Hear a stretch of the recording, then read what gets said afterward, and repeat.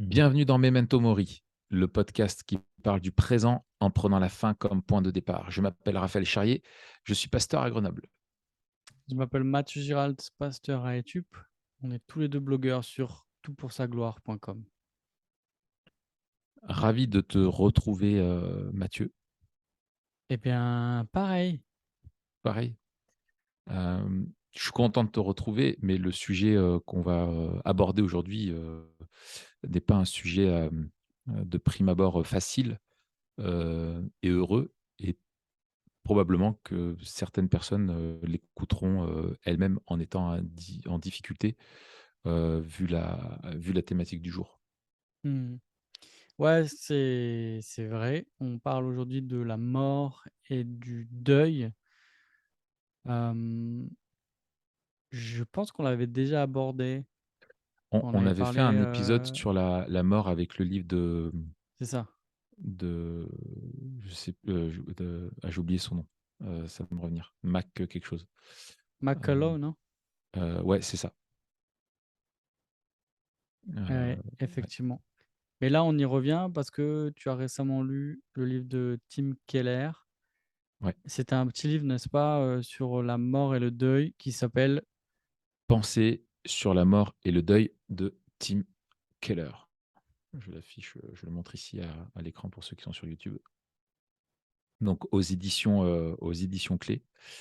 Alors c'est un tout petit livre, il se lit, je pense, en 1 heure, en prenant, son temps, pour pas le rusher, qui peut, je pense, être, très réconfortant, hem, quand on est soi-même dans le deuil ou comme cadeau à une famille, qui est endeuillée, voilà. Et en fait, à la base, pourquoi c'est un petit livre?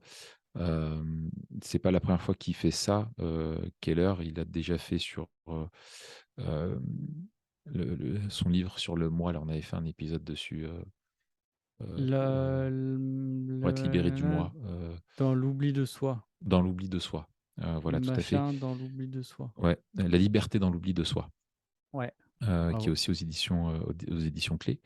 Là, en fait, ce livre, à la base, était un sermon qu'il a revu et augmenté avec une petite annexe, à la fin.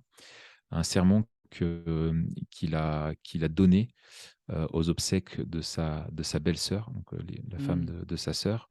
Waouh. Et ensuite la famille lui a demandé de pouvoir, ouais, publier en fait, ce qu'il avait fait. Et en fait, bon, sa sœur était chrétienne et apparemment, enfin, sa belle-sœur était chrétienne. Et elle a souffert d'un cancer et donc elle a vu sa mort, arriver, et elle voulait vraiment que sa mort puisse servir à l'annonce de l'espérance, de l'évangile, et c'est pour ça qu'elle lui a demandé de prêcher. Et c'est ce qu'on voit souvent, quand on a le privilège, de pouvoir prêcher, pour des personnes, chrétiennes et qui peuvent s'y préparer et qui souhaitent vraiment que leur espérance soit au cœur de la cérémonie. Et donc c'est ce qu'il a fait en prêchant donc sur la question du deuil. Donc c'est un livre qui est très abordable, et très pastoral, et en même temps, comme sait très bien le faire, Keller, totalement, en en en lien avec le contexte culturel dans lequel on est, et montre comment, vraiment l'évangile répond en fait et l'espérance à laquelle on peut se Mmh. raccrocher face au deuil, quoi. Ouais, waouh. Mmh, Hem, on l'avait abordé, la question de la mort, en tout cas moins du deuil, mais de la mmh. mort. Oui, c'est ça, on avait plus fait la mort que le deuil, ouais. C'est ça, dans le livre de McCullough, heu et il y avait déjà ce constat et puis on se rappelle qu'il avait, au début de son livre, justement élaboré un petit peu plus, la question. Hem, est-ce que Keller, lui, enfin, répond à la question de pourquoi la mort est devenue un tabou dans notre société? Qu'est-ce qu'il Oui, en qu'est-ce qu'il en dit? ouais. il l'aborde, et finalement le lit comme étant, avec le cortège final, enfin comme l'aboutissement de la souffrance. Il y a des éléments qu'on retrouve dans son bon livre, en fait, il a un très bon livre, hein, sur la question de la souffrance, Ouais. en caractérisant que en fait, finalement la société, occidentale et sécularisée est unique dans l'histoire, dans le sens où elle apporte, elle n'a pas d'autre réponse que celle de la technique et du progrès, pour essayer de limiter les effets de la souffrance, mais ne donne pas sens de la souffrance. Elle est pas capable d'en rendre compte. C'est Mmh. la seule vision du monde, finalement qui a du mal avec ça, et en fait, il rappelle que, lui, pour introduire, que les guerres et les fléaux, dit-il, n'ont jamais fait augmenter le nombre de morts. Il n'y en a jamais eu qu'une seule, pour chaque personne. Et pourtant, il semble Mmh. que nous soyons moins bien préparés que nos ancêtres, heu, Mmh. dit-il. Pourquoi? Et en fait, donc il donne plusieurs, raisons. La première, c'est effectivement celle, des bienfaits de la médecine moderne. Donc, hem, en fait, il rappelle que, bah, jusqu'au progrès, à partir du 19e siècle, c'est vraiment là où on a vu vraiment l'espérance de vie, grandir. En fait, les gens avaient l'habitude de voir la mort de près. Ils vivaient la mort au quotidien, et il cite, je ne savais pas ça, mais il cite l'exemple de John Owen, Ah ouais. qui a survécu à ses 11 enfants. Ah, il a enterré tous ses enfants. Ouais, il a enterré tous ses enfants et sa première femme. Quelle horreur. Hem Et les gens, en fait, mouraient là où ils vivaient, à la maison, et il rappelle que, bah, John Owen, en fait, avait des personnes qui voyaient littéralement mourir toutes les personnes qu'ils aimaient, et en étant, eux-mêmes en survivant, alors que les autres mouraient en bas âge, et que, enfin, c'était voilà, tu bossais dans une mine, il y avait un effondrement, tu perdais, tes fils et ton mari, d'un coup, ou, ta femme en couche, tu perdais ton enfant et ton épouse, ou enfin, voilà, la vie était dure, beaucoup moins sécure, qu'aujourd'hui, et finalement, en fait, les cultures vivaient avec la réalité de la mort qui était imminente et qui pouvait, survenir à tout instant, quoi. Heu et pourtant, bah, aujourd'hui, alors que la mort finalement, il dit c'est assez dérisoire la façon dont on l'a reculée quand on réfléchit. On la recule, on sécurise, mais elle est toujours imminente à l'échelle de la vie humaine, et pourtant la médecine nous a mis dans une espérance, on place des espoirs dans la médecine qui sont presque démesurés, et Mmh. presque la mort devient plus normale, dans notre société. Et en fait, il dit que la mort, et il cite, Geoffrey, Gorer, qui dit que en fait la mort, est le nouveau tabou qui remplace le sexe, dans Mmh. notre, société, et ça, McCullough, en parlait Ouais, ouais. dans son livre Ici-bas. Donc voilà, il y a cette, il y a ça, et avec ce mythe un peu derrière technologique, derrière la médecine, du progressisme, qui est là derrière, et on le sait, hein, toute la Silicon Valley, poursuit le rêve, hein, avec le transhumanisme, et cetera, de pouvoir, finalement, annihiler, la mort. La deuxième chose, c'est la question du bonheur ici-bas, dit-il. C'est qu'en fait, tout simplement, en fait, la mort est une tragédie qui est qui peut détruire le sens, de notre vie, et en fait, la culture, moderne, qui est fondamentalement, matérialiste, et ben, en fait, elle a aucune place pour la réalité de sa mort, et donc en fait, on veut une vie où, en fait, si on la confronte à la mort, en fait, ben, il y a trop de choses qui perdent de sens, et du coup, finalement, on la met, assez loin, quoi. Heu et en fait, comme il le rappelle, hein, la culture moderne est la pire culture de l'histoire en ce qui concerne la préparation à la seule chose qui soit inévitable, 2 points, la mort. Mmh. Et alors que c'est quelque chose qui est inévitable, notre société, comme elle met tout sur l'importance de la vie maintenant, en niant la transcendance, en niant l'au-delà, et cetera, il n'y a plus que l'ici et maintenant. qui donne du sens. Et en fait, la mort, du coup, elle est devenue tabou, quoi. On n'en parle plus parce que sinon, en fait, au lieu ouais, il dit: «Au lieu d'accepter l'inévitable et de nous y préparer, nous l'évitons et nous le nions». Il donne aussi, la question, il parle aussi du sentiment, d'insignifiance. Il dit: «Réduire la mort au statut de non-existence a créé un sentiment profond d'insignifiance». Et c'est, la troisième raison pour laquelle la culture matérialiste moderne a tant de problèmes avec elle. Si la mort est vraiment la fin, si nous mourons tous et que, au bout du compte, la civilisation humaine meurt avec la mort du soleil, alors rien de ce que nous faisons ne fera aucune différence définitive. Et en fait, cette insignifiance, heu montre, du coup, renvoie à la place, démesurée que prennent les choses dans notre culture, moderne, qu'il s'agisse, du sexe, du romantisme, de l'argent, et cetera. Et en fait, on est dans une forme de rébellion vis-à-vis de cette mort, parce qu'en fait, on se rend compte qu'on n'est rien et du coup, on mise tout sur l'ici, et maintenant, quoi. Heu, Mmh. voilà. Et bien sûr, il dit, et ça, il rejoint, finalement le point de contact, heu apologétique, pour nous.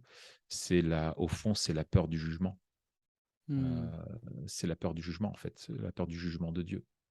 Parce que, qu'on le veuille ou non, on est créé par Dieu et qu'on n'y croit pas ou pas, on garde en nous, c'est le sens de Dieu, hein, c'est le capital emprunté et cetera. Enfin, des choses dont on a déjà plusieurs fois parlé avec, la question de l'apologétique, présuppositionnaliste.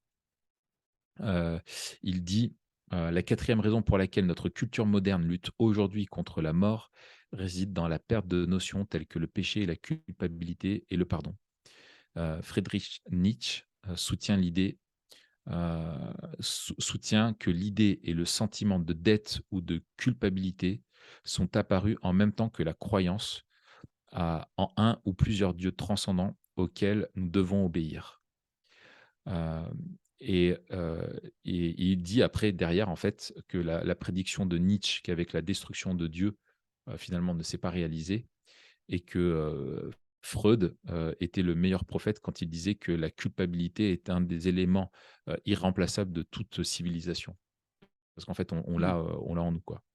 Et donc ce sentiment, il dit, hein, c'est un sentiment, profond d'inconfort face à soi-même et face à la vie, qui conduit à toute une batterie de questions. Pourquoi la vie n'est-elle pas meilleure? Pourquoi est-ce que je n'y trouve pas, ma place, et cetera?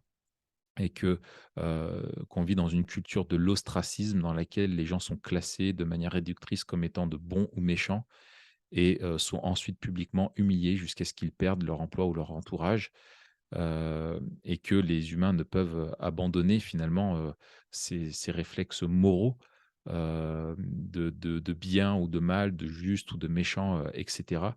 Et qu'en fait, dans une société matérialiste, on ne peut en définitive face à soi-même, au fur et à mesure du temps, qu'accumuler le regret, et la honte.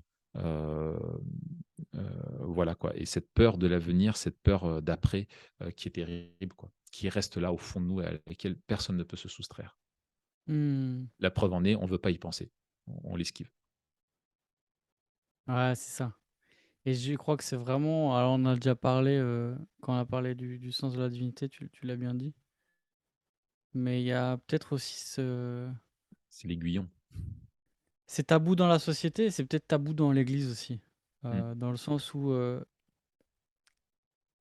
on en parle qu'aux obsèques, Ouais. et finalement peut-être que notre silence est aussi grand dans l'église que hors de l'église.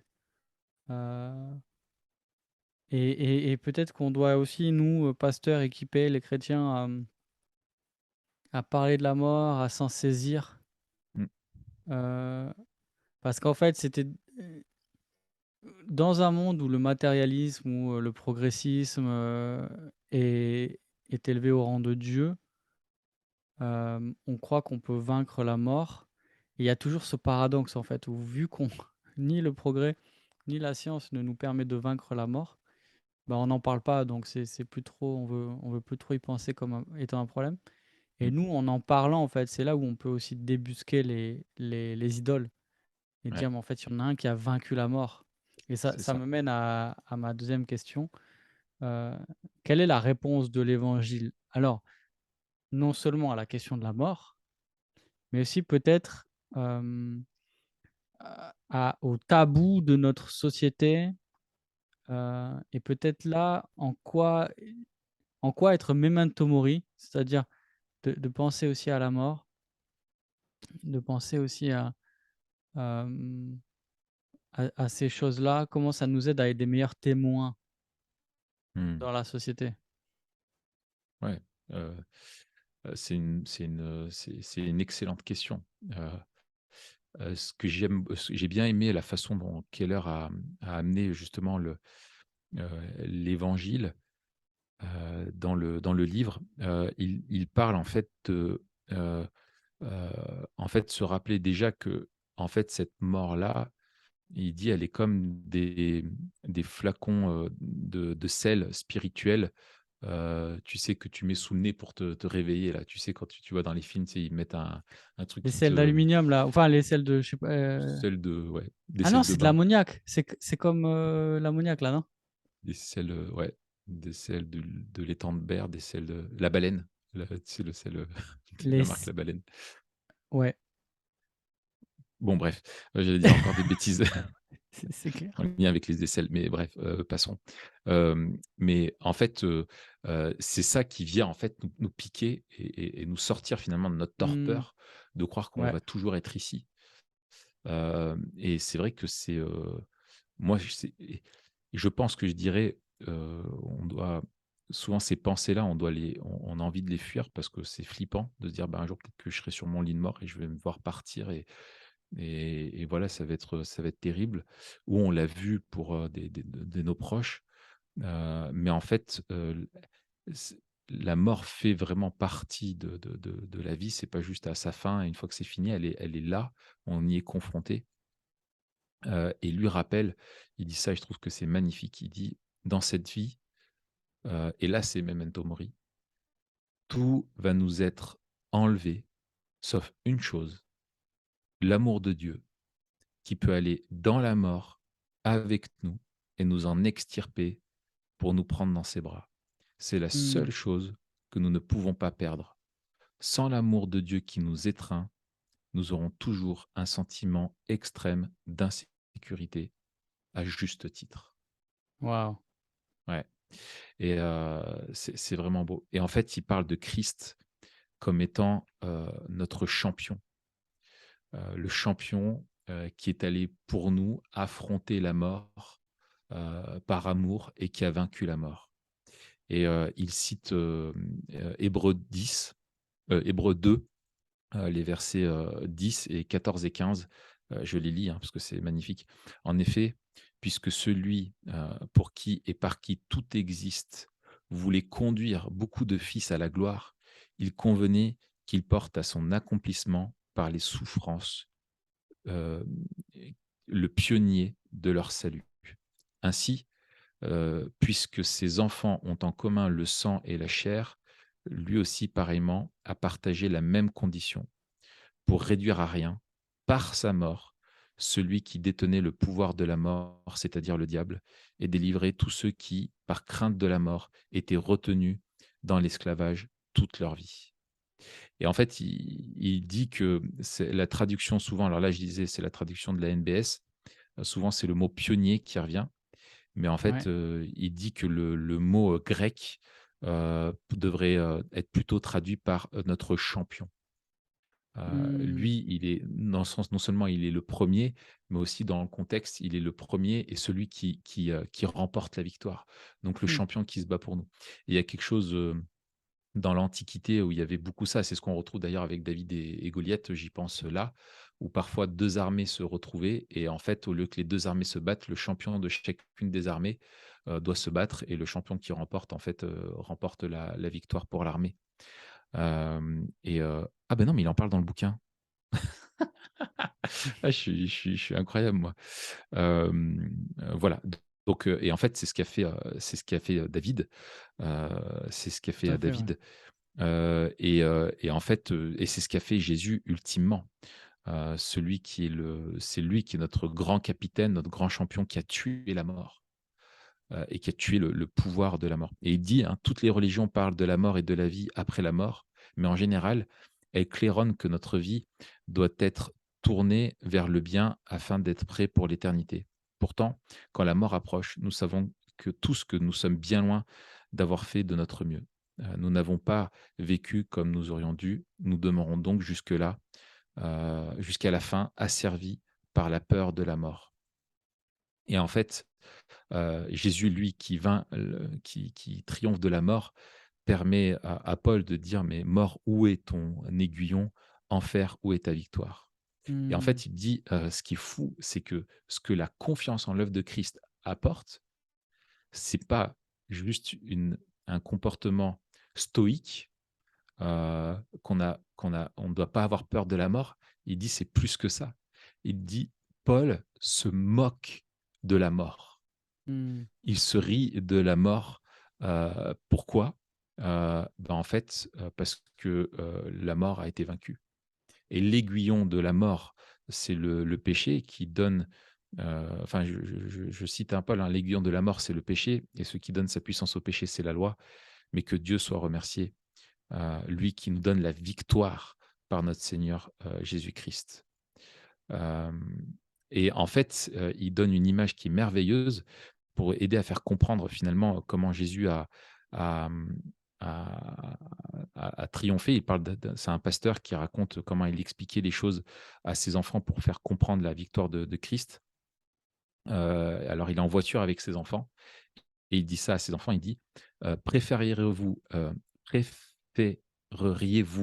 être écrasé par, le camion ou par l'ombre du camion?»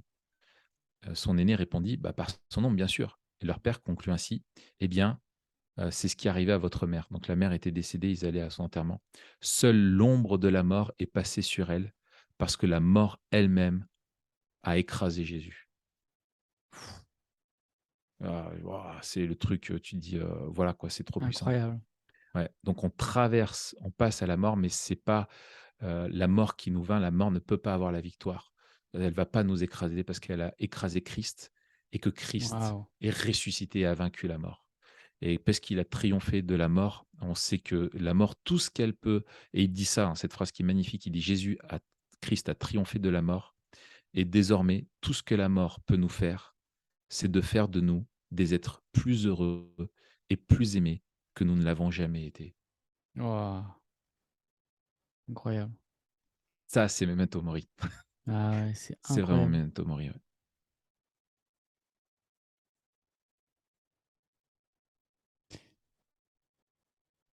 Il faudrait qu'on en fasse un petit poster de cette citation-là, Ouais, ouais, ouais, ouais. Non, non, c'est top, quoi. tiens, toi qui écoutes le podcast et qui es graphiste, tu Oh! veux tu veux tu veux tu veux nous aider Et faire des parce trucs qui ont du que sens. tu es convaincu qu'on doit aider les gens à être plus memento mori. Toi qui es graphiste, heu, contacte-nous et on voit comment on peut faire ce poster ensemble. Alors, prochaine question, Raph, Ouais. question peut-être plus personnelle, moins théorique, enfin Mmh. moins théorique. On l'a vu, hein, que Mmh. c'était profondément, rafraîchissant, en tout cas réconfortant jusque-là, mais peut-être maintenant une question, sur le deuil plus que sur la mort. Ouais. Est-ce qu'il y a des ingrédients, le mot est mal choisi, mais Mmh. pour faire son deuil avec foi, Des éléments, ouais. Mmh. ouais, c'est ça, y a-t-il des principes où on peut faire notre deuil? Ouais, et on le voit, il y a une manière de pleurer les morts, on le voit dans 1 Ouais, Thessaloniciens 4. exactement, c'est Hem, c'est là où il va, et ouais. on doit pas faire notre deuil comme ceux qui n'ont pas, la foi et qui n'ont pas d'espérance. Alors, qu'est-ce qu'il dit de cela? Ouais, c'est ça. Donc effectivement, peut-être je vais lire le texte, hein, c'est 1 Thessaloniciens 4, versets 13 et 14. Nous ne voulons pas, frères et sœurs, que vous soyez dans l'ignorance au sujet de ceux qui sont morts, afin que vous ne soyez pas dans la tristesse comme les autres qui n'ont pas d'espérance.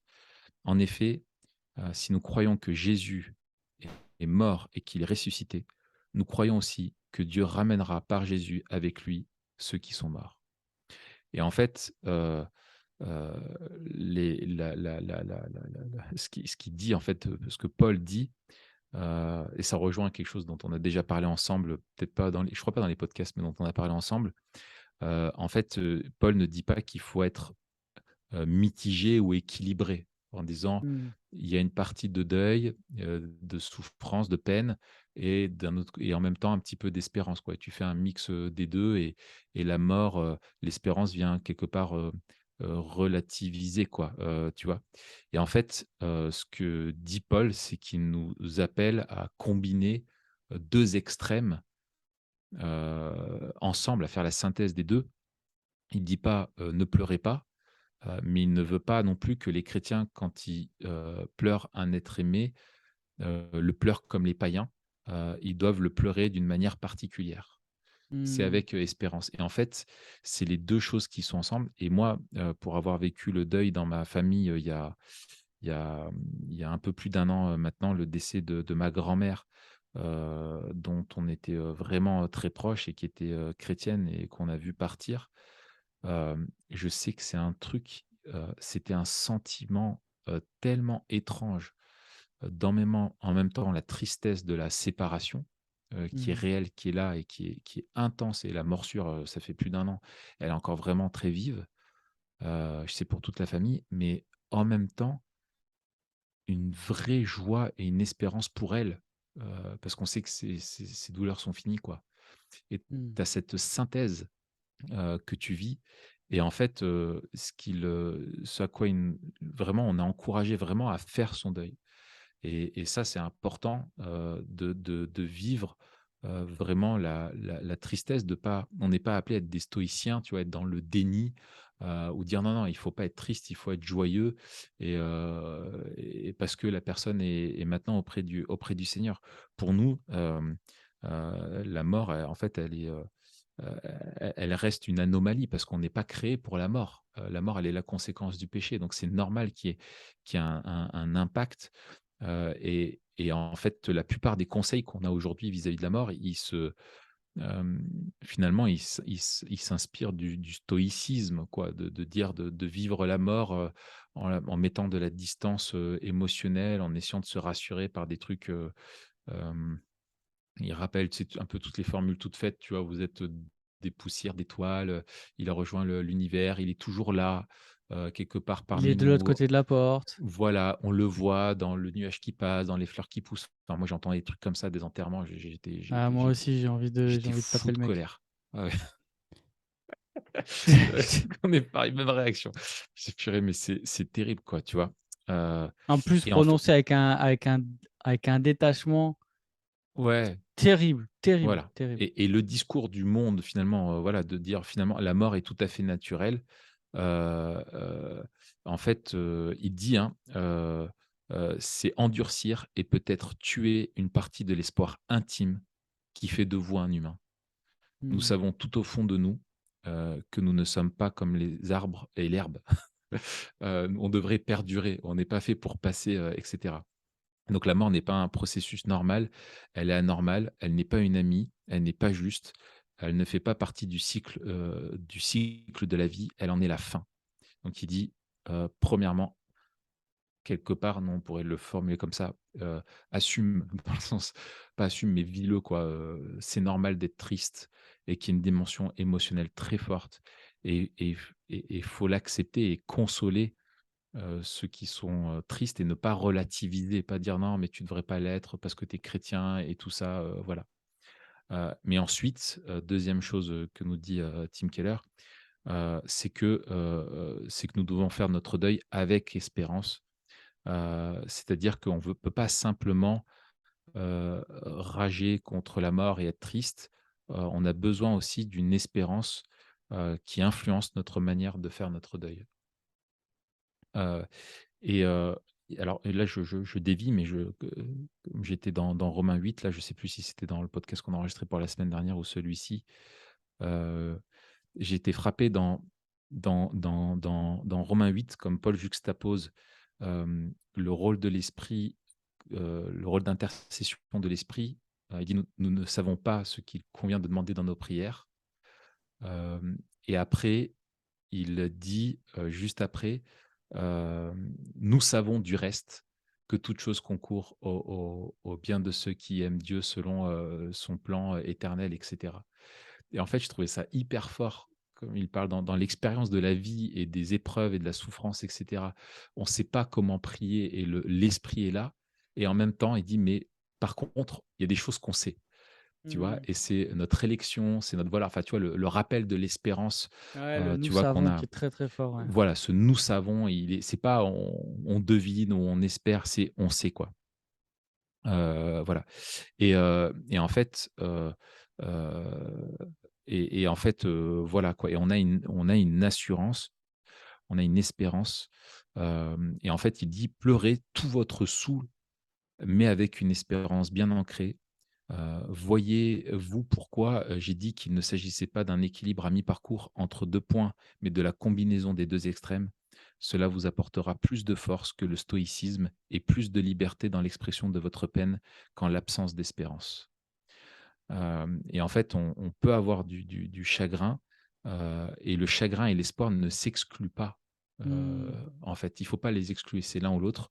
En fait, c'est la synthèse des 2 qu'on vit, on vit les 2 en même temps et il y a, et moi, c'est quelque chose que c'est difficile de mettre des mots, mais quand je repense à ma grand-mère et tout ça, il y a une espèce de douleur, mais en même temps qui est douce. Je sais pas comment le formuler, Mmh. mais il y a quelque chose de doux et on est quand même dans Mais le repos, je crois que c'est tu ce vois? truc un peu de en cuisine, tu sais, du doux amer, de l'aigre doux. C'est ça, il y a quelque chose de ça, ouais. Il y a quelque chose Il de y a il y ça, a il y a ouais, il y a il y a un truc d'une aigre douceur ou d'une douceur aigre où ouais, il y a 2 goûts qui se mélangent et qui font quelque chose de très particulier. On peut pas les séparer, il y a les 2 en même temps. ouais, c'est ça. Et donc il y a et donc il dit, en fait, il y a et Paul fait vraiment une distinction, comme les autres qui n'ont pas d'espérance. Et en fait, Ouais, le c'est ça. chrétien, ne vit pas ne devrait pas vivre le deuil heu, comme les autres et donc se prêcher l'évangile, en fait, se rappeler l'espérance solide qu'on a. Et donc il rappelle, bah, ce que dit Paul, hein, c'est une espérance qui est personnelle, qui est, c'est vraiment pour nous, quoi. Personnellement, c'est une espérance qui est matérielle aussi parce qu'on parle de la résurrection du corps. Hem et voilà, donc ça, c'est important et puis, en fait, je dis, hein, ce qu'il dit sur l'espérance, du corps, il dit, voilà ce qui constitue la défaite finale de la mort. Ce n'est pas une simple consolation céleste pour la vie que nous aurons perdue. C'est une restauration de cette vie. Nous y recevrons l'amour, le corps, l'esprit et l'être auquel nous avons toujours aspiré. Ça, je trouve que c'est bien dit. Heu et bien sûr, une espérance qui est, béatifique. C'est-à-dire, c'est une espérance qui est fait de vivre toujours avec le Seigneur. Nous serons avec lui, pour l'éternité, quoi.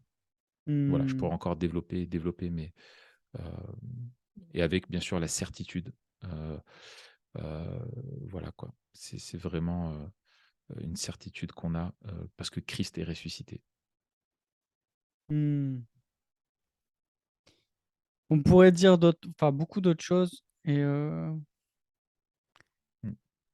et je pense alors c'est important, de se préparer. Je suis pas sûr qu'on puisse vraiment se préparer en fait, mais, hem, il y a quand même des choses où je pense, au travers du tumulte et de la tempête et quand on est balayé par le deuil, par la perte de quelqu'un qu'on aime, des choses qui peut-être, par la grâce de Dieu, par l'action de son esprit, peuvent, hem, revenir sans qu'on en soit conscient, hem, comme des automatismes et de Mmh. dire, si on cultive notre foi et on veut cultiver une piété, on n'a pas la semaine dernière, et des habitudes et une manière de penser, une vision du monde, une vision de Dieu, une vision de la mort, qui le jour où elle arrive, fait que même si nous sommes ballottés, nous ne sommes Ouais, jamais, heu, complètement perdus. ouais, ouais, ouais. Avec l'assurance que Dieu pourvoit au moment où on en a besoin. Mmh, mmh mh. Et souvent, hem, on a le récit de gens qui traversent le deuil et surtout alors quand c'est des deuils de personnes très, très proches, Mmh. hem, qui parlent de l'expérience, de la Ouais, présence, de la ouais, ouais, douceur de Dieu qu'elles n'auraient jamais pu imaginer vivre, ouais. qu'elles n'auraient jamais imaginé être C'est ça. possible et qu'elles n'ont jamais vécu avant, en fait, de se trouver dans la Ouais, position c'est où ça. elles en avaient besoin. Ouais, ouais. Et je Les crois qu'il y a aussi provisions, Dieu les donne au moment où on en a besoin, quoi. c'est ça, cette assurance que, heu, on ne peut pas se préparer, mais quand ça arrivera, Dieu sera à nos côtés. C'est ça. Dire: Bah, «Mmh, ouais, ouais, il prend l'exemple dans Marc 5, tu sais, quand Jésus, ressuscite la petite fille morte, ouais, heu, en fait, donc et en fait, il prend la petite fille par la main et il lui dit, «C'est l'heure de te jeune fille, lève-toi», mmh, quand il a fini et il dit, en fait, c'est une façon très, douce de parler. En fait, c'est comme s'il lui disait, «Ma petite chérie, c'est bon, lève-toi, quoi» mmh, et il dit: «D'un simple geste de la main, il arrache la jeune fille à cette mort».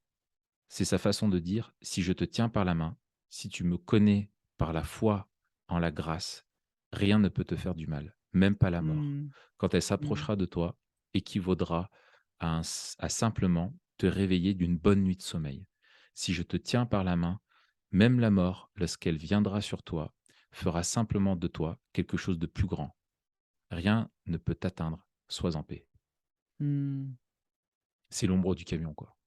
Tu vois? C'est mmh. c'est pas le camion, c'est l'ombre du Ouais, camion. magnifique. Et ça aide à se effectivement à se préparer.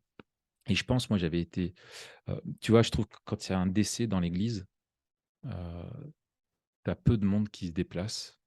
Alors c'est vrai que souvent c'est en semaine à des horaires, pas forcément, faciles, mais je suspecte que beaucoup de ceux qui pourraient se déplacer ne veulent pas le faire. Mmh, Alors que quand il y a un mariage, tout le monde est là parce qu'il y a le vin d'honneur, parce que c'est réjouissant et tout ça, quoi. Mais je pense que c'est ça aussi, vivre memento mori, l'église, c'est que, la mort est relayée un peu au banc de notre vie, heu, mais en fait, de la même façon que quand on va à un mariage, on se rappelle de notre mariage ou, on n'est pas encore marié, on rêve de notre mariage, finalement aussi participer et être présent dans le deuil des autres, et le vivre avec eux, c'est aussi, se préparer à mourir, quoi. mmh. Et comme Ouais, disait, tout hein, à fait. Spurgeon: «Se préparer à mourir, c'est se préparer à vivre» et en fait, Mmh, ça nous aide à vivre, quoi. Parce que quand tu es à un enterrement, tu dis: «Bah, un jour, ce sera ma femme, peut-être un de mes enfants et puis moi qui serai dans cette boîte». Voilà. mmh, ouais et je crois qu'effectivement, pour faire son deuil avec foi, il faut le faire, dans l'église Ouais, on a besoin de l'église pour être porté aussi. Mmh. et là, alors, il y aurait énormément de choses à dire sur Oh oui. les choses à faire, à ne pas faire, à dire, à ne pas dire. Ouais, ouais, ouais. Nous, on a fait une soirée l'année dernière sur le deuil, justement, sur la mort et le deuil, Ah hem, super. où on avait moi, j'avais préparé quelque chose sur la mort, vraiment la question de l'état intermédiaire et de la Ouais, mort et après on avait une table ronde avec, avec 3 frères, qui parlaient du deuil, dont un qui a vécu, enfin qui a perdu son épouse, qui a perdu ses parents, enfin de manière très rapprochée, mmh, enfin vraiment, quelqu'un qui ouais, a été, passer au crible. secoué, ouais, passé au crible vraiment Et donc c'était l'occasion d'entendre, c'est quelqu'un qui avait suffisamment maintenant aussi de recul, hem, parler de cette empreinte que c'est de et puis de sur le moment aussi ce qui l'a aidé, ce qui ne l'a pas aidé. Mmh. Et on a besoin aussi de gens D'apprendre, ouais. d'apprendre, non seulement nous à faire le deuil et à le vivre, Mmh.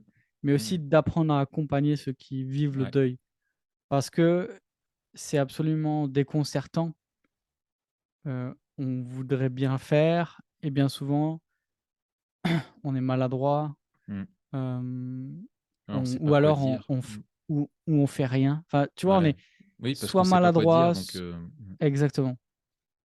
On ne sait pas quoi dire, on ne sait pas quoi faire. Hem et voilà et c'est compliqué quand même. C'est compliqué parce que justement, c'est aussi, ça fait pas partie de notre vie autant qu'il y a des années. Tu vois? Nous, ouais. on est une grosse église et on fait peut-être, je sais pas 2 cérémonies ou 3 par an. Mmh. Hem, alors que j'imagine dans des petites églises, ils en faisaient peut-être une par mois Ouais. parce que les gens mouraient tout le temps Mmh. et donc on n'est pas habitué, enfin bref.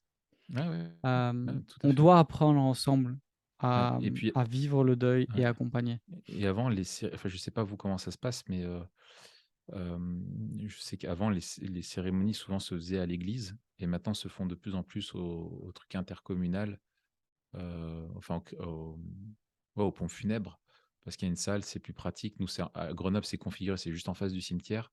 Donc en fait, tu es dans le machin, le corbillard, il traverse la rue, et puis en face, tu as le cimetière et puis voilà. Mais avant, ça se faisait à l'église et le cimetière était à côté de l'église. En fait, le le quand tu regardes enfin, on parlait des liturgies culturelles, le truc, c'est hyper intéressant de voir à Grenoble, enfin celui le centre, c'est intercommunal là de la Tronche, qui est, donc juste à côté de Grenoble.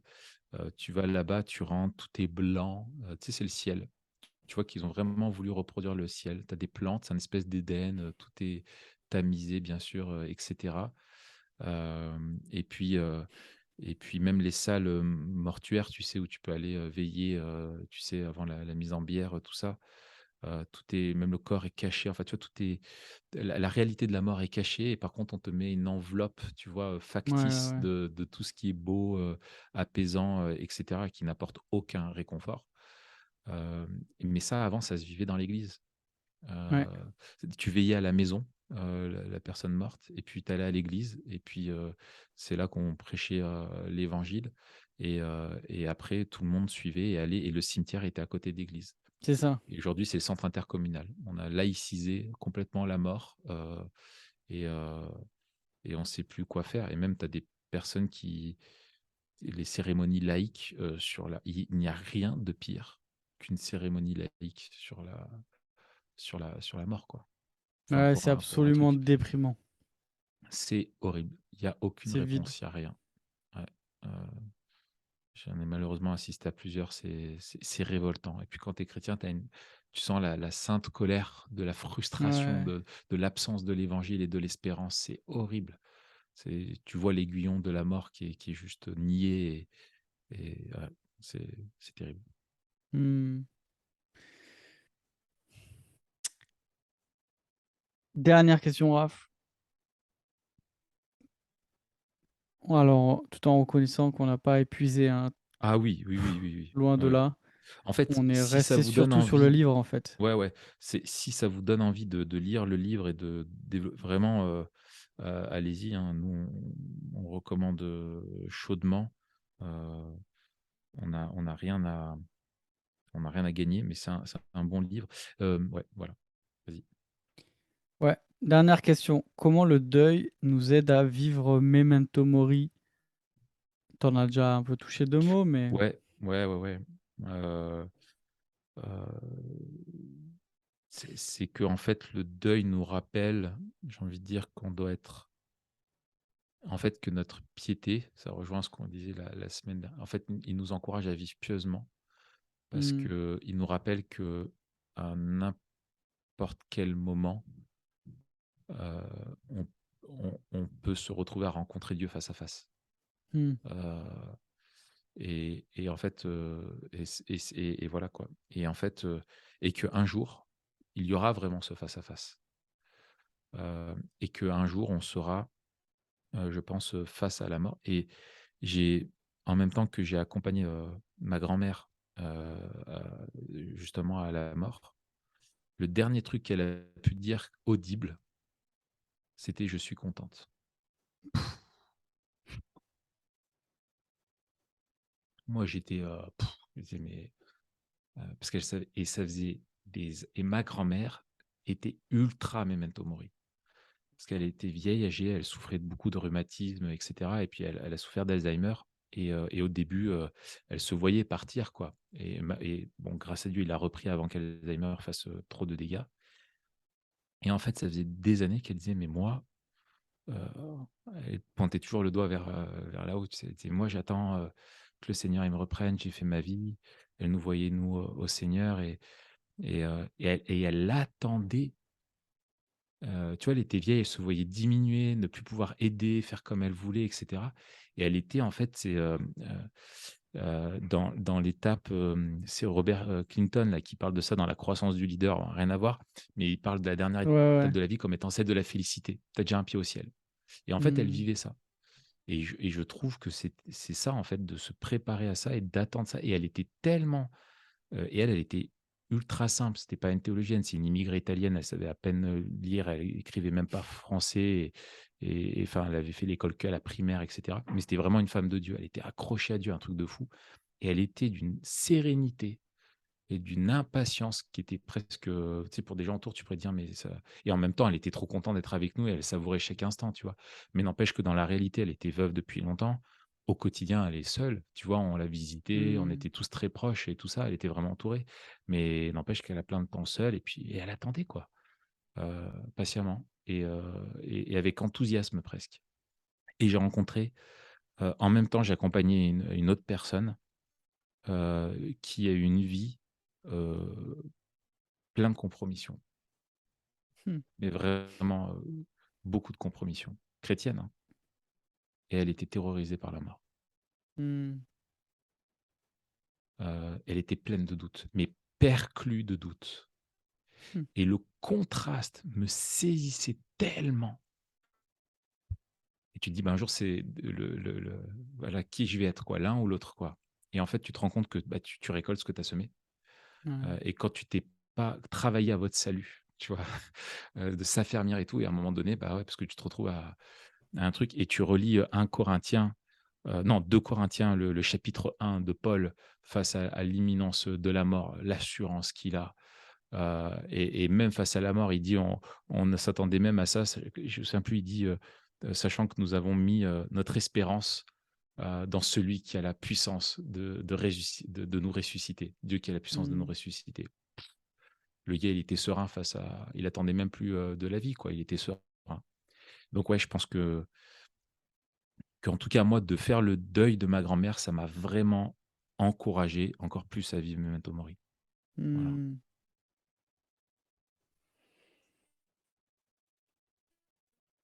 Merci. Yes.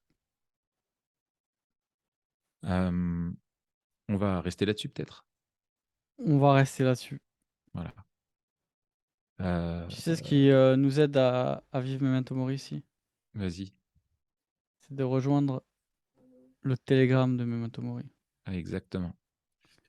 Alors le Telegram de Memento Mori, on l'a créé il y a peu, et on invite tous celles et ceux, qui aiment, Memento Mori, qui aiment ce qu'on fait et qui veulent faire un pas de plus, et rejoindre la communauté, de Memento Mori. Heu, notre Telegram, c'est là où on passe des infos, exclusives, vraiment à celles et ceux qui veulent s'engager à vivre plus, Memento Mori. Et donc, vous avez le lien, dans l'article, dans le SoundCloud, je ne sais pas si, ça apparaît ailleurs, mais on le redit, hein, le lien, c'est bit.ly/m/memento mori, tout attaché, et vous retrouvez le lien pour, rejoindre le groupe, Telegram. On y passe des exclusivités, de l'actu, des projets et des surprises. Tu as parfaitement résumé. Impeccable. Eh bien, on se dit à la semaine prochaine. On se dit à la semaine prochaine et en attendant, portez-vous bien. Voilà, portez-vous bien. Allez, salut Matt. Salut.